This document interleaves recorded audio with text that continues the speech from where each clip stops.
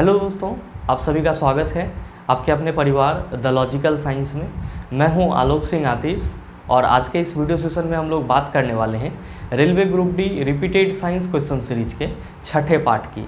जी हाँ दोस्तों, इससे पीछे के वीडियो सेशन में हम लोगों ने railway group D repeated science question series का 5वां पार्ट देखा था, जहाँ पे हम लोगों ने ग्रुप डी 2018 एग्जाम में रिपीट किए गए साइंस क्वेश्चन को सॉल्व करा था। दोस्तों आज के इस सेशन में भी हम लोग वैसे ही प्रश्नों को सॉल्व करेंगे जो कि आपके ग्रुप डी 2018 एग्जाम में किसी न किसी शिफ्ट में रिपीट किए गए हैं। और हाँ, आपकी जानकारी के लिए मैं बता दूं कि ये रिपीटेड क्वेश्चन का पीडीएफ आपको कहाँ मिलेगी, तो ये हमारे टेलीग्राम ग्रुप से मिल जाएगी, जिसका लिंक मैंने नीचे डिस्क्रिप्शन में डाल दिया है, आप वहाँ से जा करके ले सकते हैं। बहरहाल आइए अपने सेशन की शुरुआत करते हैं और चलते हैं पहले क्वेश्चन की तरफ। आपका जो पहला क्वेश्चन है आज के इस सेशन का, क्वेश्चन नंबर 1, आपसे क्या पूछा जा रहा है? आपसे पूछा जा रहा है कि डाल्टन का सिद्धांत इस नियम पर आधारित था। आपका ऑप्शन दिया हुआ है नियत अनुपात, दूसरा ऑप्शन दिया हुआ है रासायनिक संयोजन, तीसरा ऑप्शन दिया हुआ है गति का संरक्षण, चौथा ऑप्शन दिया हुआ है द्रव्यमान संरक्षण। क्या होगा इसका सही आंसर? आप में से बहुत सारे मित्र कहेंगे कि सर डाल्टन के किस सिद्धांत की बात की जा रही है? भाई मेरे, यहाँ पे डाल्टन के परमाणु सिद्धांत की बात की जा रही है। और डाल्टन का तो एक ही सिद्धांत था जो बहुत ही ज़्यादा पॉपुलर हुआ, और वो कौन सा था? परमाणु सिद्धांत था, जिसको हम लोग डाल्टन का परमाणु सिद्धांत भी कहते हैं। आप सभी को मालूम होना चाहिए कि डाल्टन ने अपने परमाणु सिद्धांत में क्या बताया था। इन्होंने बताया कि इस दुनिया में जितने भी पदार्थ हैं वे सब के सब किससे बने हुए हैं? परमाणु से बने हुए हैं। और परमाणु जो है किसी भी पदार्थ का सूक्ष्मतम कण होता है जिसको आप टुकड़ा टुकड़ा नहीं कर सकते हैं, यानी कि परमाणु अविभाज्य है, परमाणु को तोड़ा नहीं जा सकता है। साथ ही साथ इन्होंने अपने थ्योरी में ये भी बताया कि एक ही तत्व के जितने भी परमाणु होंगे उनका द्रव्यमान और रासायनिक गुण समान होगा, किंतु अलग अलग तत्व के जो परमाणु होंगे उनका द्रव्यमान और रासायनिक गुण अलग अलग होगा। डाल्टन के एटॉमिक थ्योरी का जो मेन पोस्टुलेट था वो ये था कि परमाणु अविभाज्य है। डाल्टन के एटॉमिक थ्योरी का जो मेन पोस्टुलेट था, मेन पॉइंट था, वो क्या था? सर परमाणु जो है वो अविभाज्य होते हैं, यानी कि परमाणु को तोड़ा नहीं जा सकता है। मेरे मित्र ध्यान दीजिएगा कि डाल्टन से पहले भी कुछ लोग ऐसे थे जिन्होंने ये बताया था कि परमाणु अविभाज्य है। जैसे कि आप बात कर ले भारतीय दार्शनिक कनाद की। भारतीय दार्शनिक कनाद की ये ऋषि मुनि थे। कनाद ने क्या बताया? इन्होंने ये भी बताया कि परमाणु जो है अविभाज्य है, इसको तोड़ा नहीं जा सकता है। साथ ही साथ ग्रीक दार्शनिक डेमोक्रिटस थे। ग्रीक दार्शनिक डेमोक्रिटस थे, इन्होंने भी बताया, क्या बताया? कि परमाणु अविभाज्य है, परमाणु को तोड़ा नहीं जा सकता है। ध्यान दीजिएगा कि कनाद और डेमोक्रिटस, इन दोनों का जो ये अपना स्टेटमेंट था कि परमाणु अविभाज्य है, इसको तोड़ा नहीं जा सकता है, सिर्फ और सिर्फ आध्यात्मिक दृष्टिकोण से था। इन्होंने प्रैक्टिकली इस चीज़ को प्रूफ नहीं करा था। किसने प्रूफ नहीं करा था? तो सर कनाद और डेमोक्रिटस ने सिर्फ अपने अनुभव के आधार पर बोला था कि प्रत्येक पदार्थ जो है वो एक सूक्ष्मतम कण से मिलकर बना हुआ है, जिसको परमाणु कहते हैं, और इसका टुकड़ा नहीं किया जा सकता। लेकिन जब डाल्टन आए तो इन्होंने अपने परमाणु सिद्धांत में बताया कि हाँ परमाणु अविभाज्य है। और इन्होंने इस बात की पुष्टि किससे करा? तो इन्होंने इस बात की पुष्टि रासायनिक संयोजन नियम से करा। इन्होंने इस बात की पुष्टि किससे करा? तो सर रासायनिक संयोजन के नियम से करा। आप कहेंगे रासायनिक संयोजन का नियम कौन कौन सा है? तो ध्यान दीजिएगा, आप सभी जो पढ़ते रहते हैं द्रव्यमान संरक्षण सिद्धांत, यानी कि किसी भी रासायनिक अभिक्रिया में प्रतिफल और प्रतिकारक का जो द्रव्यमान होता है वो संरक्षित रहता है, नहीं बदलता है। और इस नियम को देने वाले साइंटिस्ट कौन थे? तो लैवोजियर थे। तो जो आपका द्रव्यमान संरक्षण नियम है ये रासायनिक संयोजन नियम कहलाता है। साथ ही साथ जो आप निश्चित अनुपात का नियम पढ़ते हैं, जो प्राउस्ट के द्वारा दिया गया, जो आप निश्चित अनुपात का नियम पढ़ते हैं, जो किसके द्वारा दिया गया? प्राउस्ट के द्वारा दिया गया।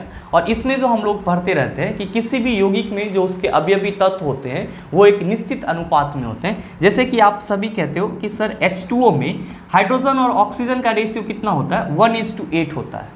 अब वो पानी आपका नाला का हो, कुआं का हो, नदी का हो, हर जगह का पानी में आपको यही रेशियो देखने को मिलेगा हाइड्रोजन और ऑक्सीजन का। वो कितना होगा? तो 1:8। और ये नियम किसके अंतर्गत आता है? तो सर निश्चित अनुपात के नियम के अंतर्गत आता है, जिसका प्रतिपादन किसने किया था? तो प्राउस नामक वैज्ञानिक ने किया था। और ये दोनों ही नियम, द्रव्यमान संरक्षण नियम और निश्चित अनुपात का नियम, क्या कहलाता है? रासायनिक संयोजन का नियम कहलाता है। और डाल्टन ने इसी दोनों नियम के सहारे इस चीज़ की पुष्टि करा कि परमाणु जो है वो अविभाज्य है, यानी कि परमाणु को तोड़ा नहीं जा सकता है। तो आपसे जो क्वेश्चन पूछा जा रहा है कि डाल्टन का सिद्धांत इसमें से किस नियम पर आधारित था, आप सभी क्या कहेंगे? सर रासायनिक संयोजन नियम पर आधारित था। तो आपके इस क्वेश्चन का सही आंसर क्या हो जाएगा? आप सभी कहेंगे सर ऑप्शन नंबर बी हो जाएगा। उम्मीद करते हैं आप समझ पाए होंगे। चलते हैं अगले क्वेश्चन की तरफ। आपका जो अगला क्वेश्चन है, क्वेश्चन नंबर 2, आपसे क्या पूछा जा रहा है? आपसे पूछा जा रहा है कि निम्न में से कार्बन के किस अपरूप की संरचना भूगर्भीय ग्लोब के समान होती है? आपका ऑप्शन दिया हुआ है कार्बन नैनो ट्यूब, सीसा, फुल्लेरीन, हीरा। क्या होगा इसका आंसर? आप में से बहुत सारे मित्र कहेंगे कि सर कार्बन का अपरूप कौन कौन सा होता है? तो ध्यान दीजिए, जब आप कार्बन के अपरूप की बात करते हैं, कार्बन के एलोट्रॉप्स की बात करते हैं, तो सामान्यतः कार्बन के 3 अपरूप आपको याद रखना है, जहां से आपके एग्जाम में लगातार क्वेश्चन पूछे जाते हैं। पहला अपरूप याद रखेंगे हीरा, जिसको आप डायमंड कहते हैं। दूसरा हो गया आपका ग्रेफाइट। तीसरा हो गया आपका फुल्लेरीन, जिसको आप बकी बॉल के नाम से भी जानते हैं, या बकी मिस्टर फुल्लेरीन कहते हैं। बकी बॉल आप कह सकते हैं, आसान रहेगा। ये कार्बन के 3 अपरूप हैं, जहां से आपके एग्जाम में लगातार सवाल पूछे जाते हैं। ध्यान रखिएगा, जब भी आपसे ये पूछा जाए कि प्रकृति में सबसे कठोर पदार्थ कौन सा है, तो आप किसका नाम लेंगे? हीरा का नाम लेंगे। और ध्यान में रखेंगे कि हीरा की जो संरचना होती है, हीरा की जो संरचना होती है वो कैसा होता है? तो सर टेट्राहेड्रल होता है। कैसा होता है? टेट्राहेड्रल होता है। और हीरा में एक कार्बन परमाणु अपने साथ 4 अन्य कार्बन परमाणु के साथ जुटे होते हैं।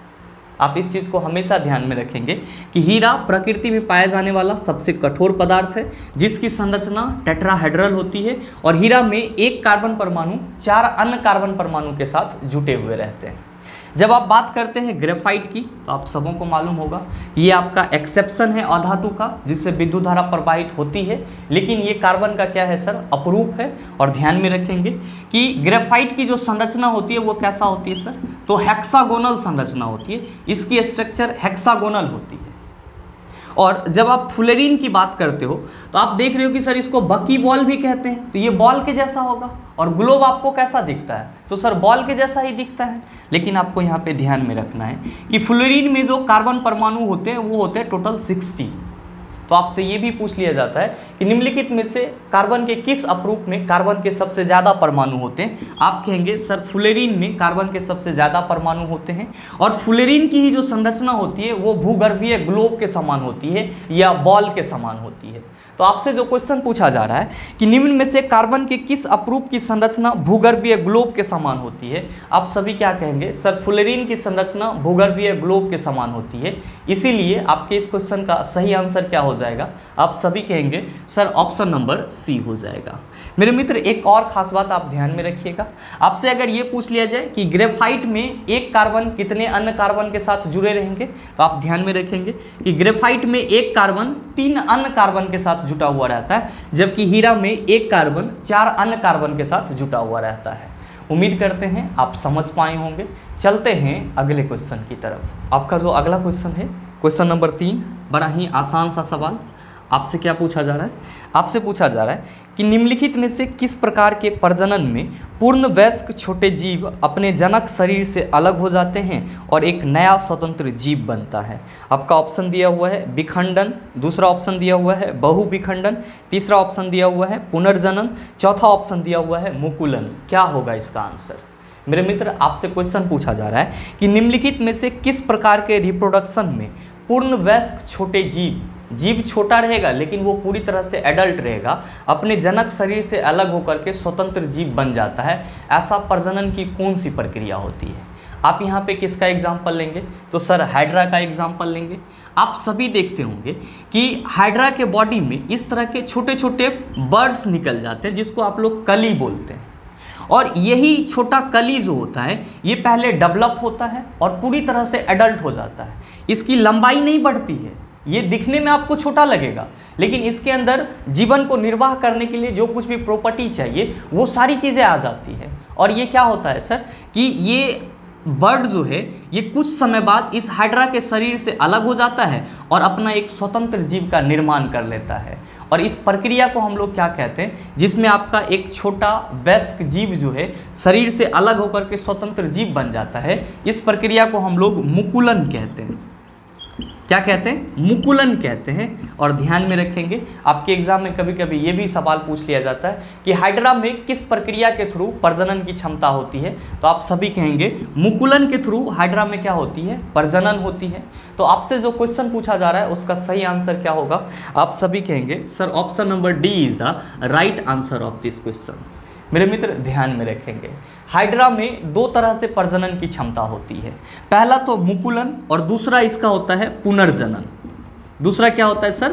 पुनर्जनन, जिसको इंग्लिश में हम लोग रीजेनरेशन बोलते हैं। तो आपसे कभी कभी ये भी सवाल पूछ लिया जाता है कि निम्नलिखित में से किस जीव में प्रजनन की प्रक्रिया पुनर्जनन और मुकुलन दोनों के सहारे होती है, तो आप किसका नाम लेंगे? तो सर आप हाइड्रा का नाम लेंगे। नेक्स्ट है आपके ऑप्शन में विखंडन और बहुविखंडन। आप सभी कहेंगे सर ये क्या होता है, तो सर ध्यान में रखेंगे विखंडन और बहुविखंडन दोनों ही असेक्सुअल रिप्रोडक्शन का तरीका है। और मैंने आपको पीछे के सेशन में बताया है कि अमीबा और पैरामीशियम इन सब जीव में जो प्रजनन की प्रक्रिया होती है वो किसके सहारे होती है, तो सर विखंडन के प्रक्रिया के थ्रू होती है। एक्चुअली इस प्रक्रिया में क्या होता है, जो पेरेंट जीव होते हैं उसका न्यूक्लियस धीरे धीरे डेवलप होता है और जब ये पूरी तरह से डेवलप हो जाता है, पेरेंट जीव का बॉडी जब पूरी तरह से फैल जाता है तो वो फिर अब अचानक से स्प्लिट कर जाता है दो भाग में। अगर मल्टीपल भाग में कर रहा है तब तो बहुविखंडन होगा, और अगर दो भाग में कर रहा है तो इसको हम लोग द्विविखंडन कहते हैं। और इस तरह की प्रक्रिया आपको कहाँ देखने को मिलती है, तो अमीबा और पैरामीशियम में देखने को मिलती है। तो आप इस चीज़ को भी ध्यान में रखेंगे। उम्मीद करते हैं आप समझ पाए होंगे। चलते हैं अगले क्वेश्चन की तरफ। आपका जो अगला क्वेश्चन है क्वेश्चन नंबर 4, बड़ा ही आसान सा सवाल। आपसे क्या पूछा जा रहा है, आपसे पूछा जा रहा है वह विकल्प चुने जो परिसंचरण तंत्र के बारे में सत्य नहीं है। आपसे क्वेश्चन पूछा जा रहा है कि आपको चारों ऑप्शन में से एक ऐसा ऑप्शन चूज करना है जो आपके सर्कुलेटरी सिस्टम के बारे में सही नहीं है। सर्कुलेटरी सिस्टम उस सिस्टम को बोलते हैं जिसके थ्रू आपके बॉडी में अलग अलग चीज़ों का क्या होता है, ट्रांसपोर्टेशन होता है, परिवहन होता है। जैसे कि आप सबों को मालूम है आपके बॉडी में रक्त पूरे शरीर में फैला हुआ है, तो ये जो फैला हुआ है ये किसके थ्रू सर, तो आप सभी कहते हैं सर ये सर्कुलेटरी सिस्टम यानी कि परिसंचरण तंत्र का हिस्सा है। आपसे क्वेश्चन पूछा जा रहा है कि वह विकल्प चुने जो परिसंचरण तंत्र के बारे में सत्य नहीं है। पहला ऑप्शन दिया हुआ है कि रक्त लाल संवहनी संयोजी उत्तक है, बिल्कुल सही है सर। आपका जो ब्लड है वो क्या है, एक कनेक्टिव टिश्यू है और इसका कलर कैसा होता है, तो सर रेड होता है। नेक्स्ट है आपका ऑप्शन कि एक वयस्क व्यक्ति में लगभग 6.8 लीटर रक्त होता है, ये बात भी सही है। जो वयस्क मानव होते हैं उसके शरीर में लगभग 6 से 7 लीटर ब्लड होता है, तो दूसरा ऑप्शन भी सही है। तीसरा आपका ऑप्शन कह रहा है कि मानव लाल रुधिर कणिकाओं का जीवन 115 से 120 दिन है। आपको ये चीज़ मालूम होना चाहिए कि आपके आरबीसी का जो लाइफ होता है वो कितने दिन का होता है, तो सर 120 डेज का होता है, 120 दिन का होता है। तो यहाँ पे रेंज दिया हुआ है तो ये ऑप्शन भी सही है। आपका जो ए, बी और सी है ये तीनों ऑप्शन बिल्कुल ही सही है। चौथा ऑप्शन क्या कह रहा है कि ये शरीर के भार का लगभग 17-18% होता है, ये बिल्कुल गलत है। आपके बॉडी में रक्त जो है वो आपके बॉडी के भार का 7% होता है, जबकि आपके ऑप्शन में क्या कहा जा रहा है कि 17 से 18% होता है, जो गलत है। तो आपके इस क्वेश्चन का सही आंसर क्या हो जाएगा, आप सभी कहेंगे सर ऑप्शन नंबर डी हो जाएगा। मेरे मित्र आप सभी हमेशा ध्यान में रखेंगे कि आपके बॉडी में जितना ब्लड है वो आपके बॉडी के भार का क्या है सर, 7% है। साथ ही साथ आपके एग्जाम में कभी कभी ये भी सवाल पूछ लिया जाता है कि रक्त परिसंचरण तंत्र का खोज किसने करा, तो आप किसका नाम लेंगे, तो सर विलियम हार्वे का नाम लेंगे। रक्त परिसंचरण तंत्र का खोज किसने करा, तो सर विलियम हार्वे नामक वैज्ञानिक ने करा। ये चीज़ भी आपके एग्जाम में पूछे जाते हैं, तो आप इसका भी ख्याल रखिएगा। उम्मीद करते हैं समझ पाए होंगे। चलते हैं अगले क्वेश्चन की तरफ। आपका जो अगला क्वेश्चन है क्वेश्चन नंबर 5, आपसे क्या पूछा जा रहा है, आपसे पूछा जा रहा है कि एक कंडक्टर का प्रतिरोध सीधे अनुपातिक है। आपका ऑप्शन दिया हुआ है अनुभाग के क्षेत्रफल के, विद्युत प्रवाह के, कूलम्ब के, लंबाई के। क्या होगा इसका आंसर, मेरे मित्र यहाँ पे जिस कंडक्टर की बात की जा रही है उसी को हिंदी में हम लोग चालक कहते हैं। और आपसे क्वेश्चन पूछा जा रहा है कि एक चालक का प्रतिरोध सीधे अनुपातिक है, यानी कि समानुपाती किसके होती है। भाई मेरे आप सबों को मालूम होना चाहिए कि चालक का जो प्रतिरोध होता है, चालक का जो प्रतिरोध होता है वो चालक के तार के लंबाई के समानुपाती होता है। और हम सभी लिखते हैं कि sir resistance is directly proportional to the length of the wire. और चालक तार का जो अनुप्रस्थ काट क्षेत्रफल होता है ये क्या हो गया, तो क्रॉस सेक्शन एरिया हो गया।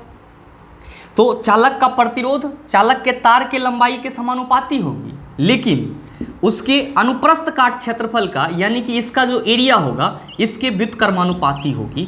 ये चीज़ आप सभी याद करके रखे हुए रहते हैं कि किसी भी चालक का जो प्रतिरोध होता है वो उस चालक तार के लंबाई के समानुपाती होती है और अनुप्रस्थ काट क्षेत्रफल के क्या होती है, व्युत्क्रमानुपाती होती है।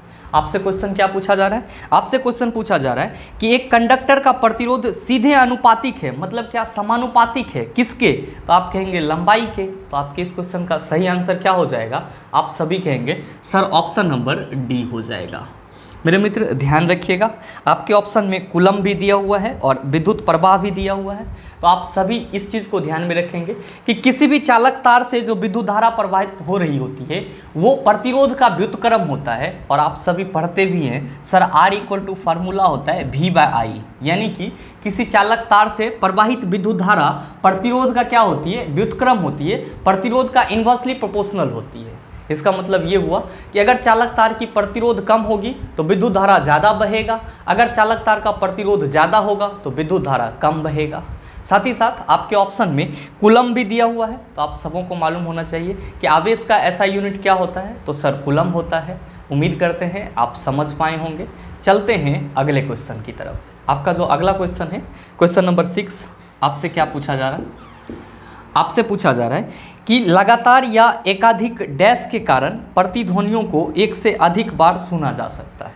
आपका ऑप्शन दिया हुआ है विरलन, परावर्तन, विवर्तन, अपवर्तन। क्या होगा इसका आंसर। मेरे मित्र आप सभी कहेंगे कि सर इको तो ध्वनि के परावर्तन से प्रोड्यूस होता है, प्रतिध्वनि जो है वो कब प्रोड्यूस होता है, तो सर जब ध्वनि का परावर्तन होता है, ध्वनि का जब परावर्तन होता है तब इको उत्पन्न होता है, प्रतिध्वनि उत्पन्न होती है। आपसे सवाल पूछा जा रहा है कि लगातार या एकाधिक डैश के कारण प्रतिध्वनियों को एक से अधिक बार सुना जा सकता है। आप क्या कहेंगे, ध्वनि के परावर्तन के कारण इको को एक से अधिक बार सुना जा सकता है। तो आपके इस क्वेश्चन का सही आंसर क्या हो जाएगा, आप सभी कहेंगे सर ऑप्शन नंबर बी हो जाएगा। मेरे मित्र ध्यान में रखिएगा, अगर आपसे ये कोई पूछ ले कि ध्वनि के परावर्तन के लिए न्यूनतम कितनी दूरी की ज़रूरत होती है, तो आप सभी याद रखेंगे 17 मीटर की ज़रूरत होती है। आपके एग्जाम में ये सवाल भी पूछा जाता है। उम्मीद करते हैं आप समझ पाए होंगे। चलते हैं अगले क्वेश्चन की तरफ। आपका जो अगला क्वेश्चन है, क्वेश्चन नंबर 7, बड़ा ही आसान सा सवाल, देखने के साथ आप सभी टिक करेंगे। आपसे क्वेश्चन पूछा जा रहा है कि 25 डिग्री सेल्सियस के भिन्न माध्यम में ध्वनि की चाल के बारे में निम्नलिखित में से कौन से कथन सही या गलत हैं। आपसे क्वेश्चन पूछा जा रहा है कि 25 डिग्री सेल्सियस के भिन्न भिन्न माध्यम में ध्वनि की चाल के बारे में निम्नलिखित में से कौन सा कथन सही है या गलत है। आपका ऑप्शन दिया हुआ है ऑक्सीजन गैस में ध्वनि की चाल 316 मीटर पर सेकंड होती है, और दूसरा कथन दिया हुआ है आसूत जल में ध्वनि की चाल 1498 मीटर पर सेकंड होती है। ये दोनों ही बात सही है। ऑक्सीजन गैस में ध्वनि की चाल कितनी होती है, 316 मीटर पर सेकंड, और आसूत जल में 1498 मीटर पर सेकंड। आप इस दोनों ही वैल्यू को याद रखेंगे और ये दोनों ही बात सही है। तो आप कह सकते हैं कि सर ए और बी दोनों स्टेटमेंट सही है। हालांकि आपका ऑप्शन क्या दिया हुआ है, पहले ऑप्शन में दिया हुआ है ए और बी दोनों सही है, दूसरे ऑप्शन में दिया हुआ है ना तो ए और ना ही बी सही है, तीसरे ऑप्शन में दिया हुआ है केवल ए सही है, चौथे ऑप्शन में दिया हुआ है केवल बी सही है। मेरे मित्र आप सभी कहेंगे सर ए और बी दोनों सही है। तो आपके इस क्वेश्चन का सही आंसर क्या हो जाएगा, आप कहेंगे option number A is the right answer of this question. उम्मीद करते हैं समझ पाए होंगे। चलते हैं अगले क्वेश्चन की तरफ। आपका जो अगला क्वेश्चन है, क्वेश्चन नंबर 8, बड़ा ही आसान सा सवाल, आपसे क्या पूछा जा रहा है? आपसे पूछा जा रहा है कि पदार्थ के प्रतिरोध को प्रभावित करने वाले कारक कौन कौन से हैं। आपका ऑप्शन दिया हुआ है तापमान, पदार्थ की प्रकृति, सुचालक की लंबाई, अनुप्रस्थ परिच्छेद का क्षेत्रफल। आपका ऑप्शन दिया हुआ है ए, बी, सी और डी। दूसरा ऑप्शन दिया हुआ है केवल ए, सी, डी। तीसरा ऑप्शन दिया हुआ है केवल ए, बी, सी और चौथा ऑप्शन दिया हुआ है केवल ए और सी। क्या होगा इसका आंसर? भाई मेरे, आप सभी इस चीज़ को कंठाग्र कर लेंगे कि किसी भी चालक का जो प्रतिरोध होता है, किसी भी चालक का जो रेसिस्टेंस होता है, वो चालक की लंबाई पर डिपेंड करता है। चालक की लंबाई पर डिपेंड करता है। और आप सभी कहते हैं कि sir R is directly proportional to the L। और चालक के अनुप्रस्थ काट क्षेत्रफल पर डिपेंड करता है। चालक के अनुप्रस्थ काट क्षेत्रफल पर डिपेंड करता है। और आप सभी लिखते हैं कि R is inversely proportional to the cross section area of the wire. और साथ ही साथ आप ये भी ध्यान में रखेंगे कि प्रतिरोध टेम्परेचर पे भी डिपेंड करता है और चालक पदार्थ के प्रकृति पर डिपेंड करता है। चालक पदार्थ के प्रकृति पर डिपेंड करता है, यानी कि यहाँ पे ये देखना होता है कि जिस चालक का प्रतिरोध की बात की जा रही है वो चालक तार कॉपर का है या फिर सिल्वर का है या फिर आपका तांबा का है, इस तरह से देखा जाता है। तो आप इस चीज़ को हमेशा ध्यान में रखेंगे कि किसी भी चालक का जो रेसिस्टेंस होगा वो इसी चार चीज़ पर डिपेंड करेगा। चालक की लंबाई पर, अनुप्रस्थ काट क्षेत्रफल पर, टेम्परेचर पर और चालक पदार्थ के प्रकृति पर। आपसे क्वेश्चन क्या पूछा जा रहा है? आपसे क्वेश्चन पूछा जा रहा है कि पदार्थ के प्रतिरोध को प्रभावित करने वाले कारक हैं। आपका ऑप्शन दिया हुआ है तापमान, पदार्थ की प्रकृति, सुचालक की लंबाई, अनुप्रस्थ परिच्छेद का क्षेत्रफल। आप सभी कहेंगे सर पदार्थ का प्रतिरोध इन चारों पर डिपेंड करता है। तो आपके इस क्वेश्चन का सही आंसर क्या हो जाएगा? आप सभी कहेंगे sir option number A is the right answer of this question. मेरे मित्र ध्यान में रखेंगे कि प्रतिरोध क्या होता है, रेसिस्टेंस क्या होता है। तो आप सभी कहेंगे कि सर प्रतिरोध जो है वो प्रत्येक चालक पदार्थ का वह गुण है जिसके चलते उस चालक तार से जब विद्युत धारा प्रवाहित की जाती है तो उस विद्युत धारा के प्रवाह का क्या किया जाता है? सर विरोध किया जाता है। तो आप इस चीज़ का हमेशा ख्याल रखेंगे कि प्रतिरोध जो है प्रत्येक चालक पदार्थ का गुण है जिसके कारण क्या होता है कि विद्युत धारा का विरोध होता है जब उस चालक तार से इलेक्ट्रिसिटी को प्रवाहित की जाती है। मेरे मित्र ध्यान में रखेंगे कि प्रतिरोध का फॉर्मूला क्या होता है? तो R इक्वल टू V/I पढ़ते हैं, यानी कि आप ये कह सकते हैं कि विभवांतर और धारा के अनुपात को हम लोग क्या कहेंगे? तो सर प्रतिरोध कहेंगे। और प्रतिरोध का यूनिट क्या होता है? तो आप सभी कहेंगे सर प्रतिरोध का यूनिट ओम होता है। उम्मीद करते हैं यहाँ तक के जितने भी क्वेश्चन थे आप उसको आसानी से समझ पाए होंगे। अब इस टाइप का प्रश्न अगर आपको दोबारा दिख जाएगा उसका सॉल्यूशन भी आसानी से कर लेंगे। और हाँ, उम्मीद ये भी करते हैं वीडियो आपको अच्छा लगा होगा। अगर आपको वीडियो अच्छा लगा तो वीडियो को लाइक कीजिएगा, शेयर कीजिएगा और चैनल पे नए हैं तो सब्सक्राइब करके बेल आइकन दबा लीजिएगा ताकि इस तरह के एग्जाम रेलेवेंट वीडियो सबसे पहले आपके पास पहुंचे और आप उसका भरपूर फ़ायदा उठा पाए। मिलते हैं फिर अगले सेशन में, तब तक के लिए best of luck. Thank you, have a nice day.